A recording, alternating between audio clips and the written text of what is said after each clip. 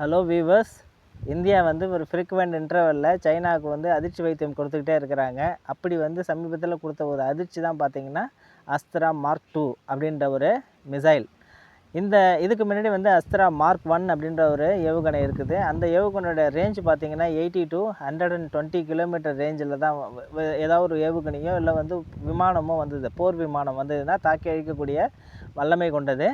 இப்போ அஸ்த்ரா மார்க் 2 அப்படின்ற ஒரு ஏவுகணையை வந்து டிஆர்டிஓ டெஸ்ட் பண்ணிவிட்டு என்ன பண்ணிருக்காங்க, இராணுவத்தில் கொடுத்துருக்குறாங்க.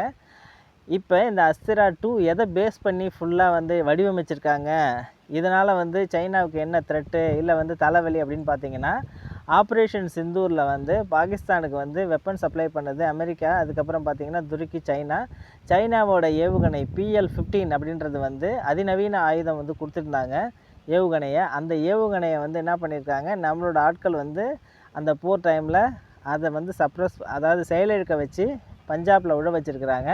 அது சிந்தாமல் சிதறாமல், அதாவது வெடிக்காத அப்படியே வந்து இந்தியாவோட கையில் கிடச்சி, இராணுவத்தோட கையில்.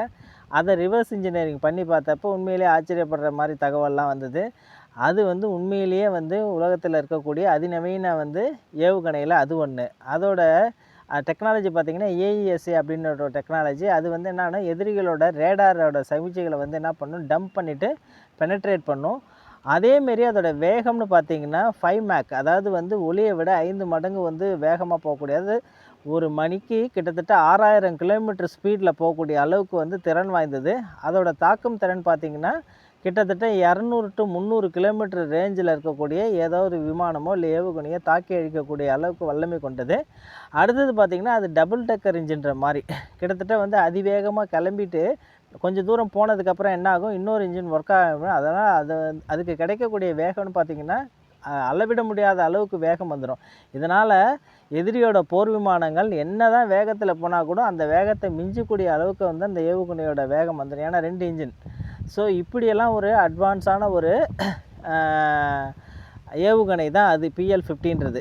அந்த ஏவுகணையை வந்து பிச்சு மேய்ஞ்சி பிரித்து என்ன பண்ணியிருக்கிறாங்க, டிஆர்டிஓ அனலைஸ் பண்ணிவிட்டு அதை ஒரு இதாக எடுத்துக்கிட்டு அதே மாதிரி வந்து இது பண்ணி அதில் நிறையா அட்வான்ஸ்மெண்ட்டு இதெல்லாம் பண்ணி என்ன பண்ணியிருக்காங்க, அஸ்த்ரா மார்க் 2 அப்படின்ற ஒரு ஏவுகணையை வந்து தயாரிச்சிருக்கிறாங்க.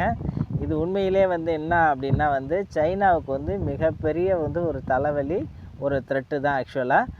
அவங்களோட ஏவுகணையை வச்சு, அதாவது அவங்க கையை வச்சு அவங்கள குத்துற மாதிரி தான்.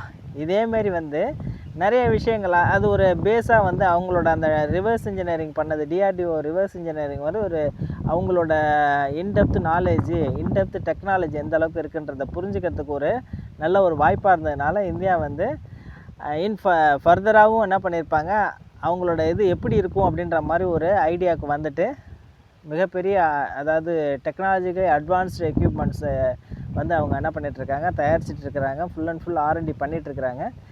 ஏகப்பட்ட ஆயுதங்கள் அவங்க வச்சுருந்தாலும் நம்மளோட டிஆர்டிஓ அமைப்பும் வந்து கடுமையாக உழைச்சிக்கிட்டு இந்தியாவோட இராணுவத்தையும் காவலையும் வந்து மிக சரியான அளவில் இருக்கணும் அப்படின்றதுக்காக கடுமையாக உழைக்கிறாங்க. அவங்களுக்கு ஒரு குடோஸ் போடுவோம்.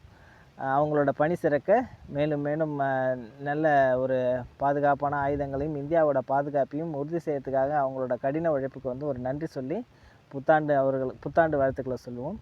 நன்றி, வணக்கம், ஜெய்ஹிந்த். மீண்டும் ஒரு பதிவில் பார்ப்போம்.